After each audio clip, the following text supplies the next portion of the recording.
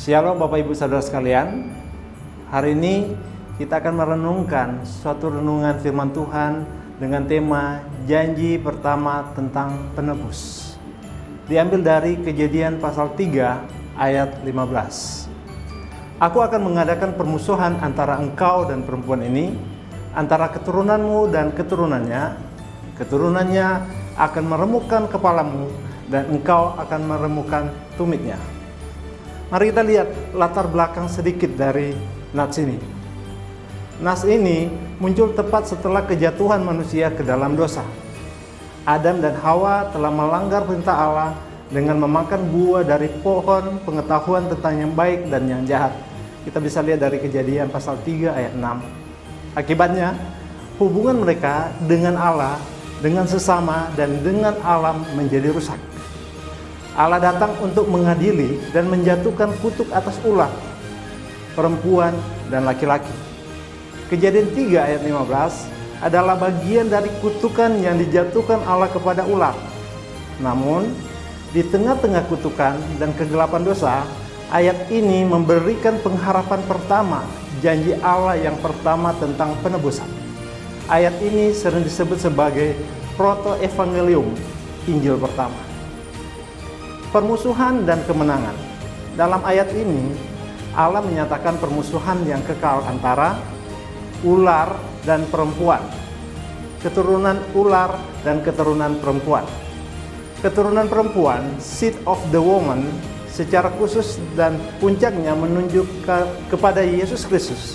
Dia adalah pribadi yang lahir dari seorang perempuan. Kita bisa lihat dari Galatia 4 ayat 4.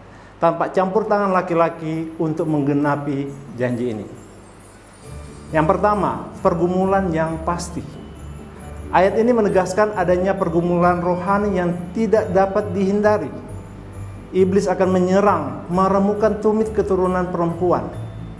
Ini menunjukkan kepada penderitaan dan kematian Yesus di kayu salib.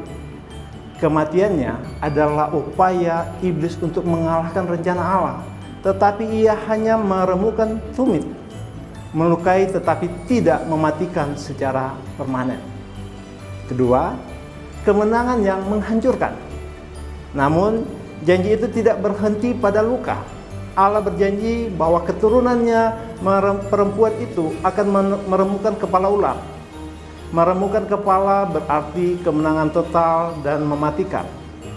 Di kayu salib, melalui kematiannya, Yesus membayar hukuman dosa, bangkit dari antara orang mati, dan dengan demikian menghancurkan kuasa iblis atas dosa dan maut. Ibrani 2 ayat 14.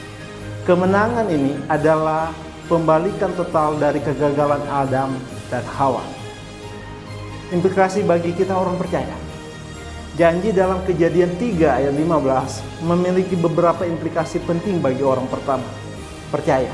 Yang pertama, dasar iman kita adalah janji Allah. Kita diajak untuk melihat bahwa rencana penebusan Allah bukanlah rencana cadangan yang tergesa-gesa setelah kejatuhan. Sebaliknya, Allah telah berjanji untuk menyediakan penebus segera setelah dosa masuk ke dunia. Iman kita berakar pada janji yang diucapkan ribuan tahun yang lalu dan digenapi sepenuhnya dalam Yesus Kristus. Kita dapat percaya sepenuhnya pada kesetiaan Allah. Yang kedua, kita hidup dalam permusuhan yang berlanjut. Sebagai orang percaya, kita adalah bagian dari keturunan perempuan dalam arti rohani. Kita harus menyadari bahwa permusuhan antara kebaikan dan kejahatan, antara terang dan kegelapan terus berlanjut dalam hidup kita. Iblis akan berusaha meremukkan tumit kita melalui pencobaan, keraguan, dan godaan. Namun, kita bertarung dengan keyakinan bahwa kepalanya sudah dirumahkan oleh Kristus. Kita tidak melawan musuh yang setara, melainkan musuh yang sudah dikalahkan. Yang ketiga, jaminan kemenangan dan penghargaan penebusan. Ayat ini memberi jemaat jaminan kemenangan akhir. Karena Kristus telah meremukkan kepala iblis, kita yang ada di dalam Dia dijamin memiliki kehidupan yang kekal dan kebebasan dari perbudakan dosa. Ketika kita jatuh, kita tahu bahwa darah Kristus mencukupi untuk penebusan. Janji ini memanggil kita untuk hidup dalam penghargaan atas karya penebusan yang begitu besar, mengutamakan kehendak Allah dan bersaksi tentang Dia yang adalah penebus yang telah dijanjikan sejak awal. Amin.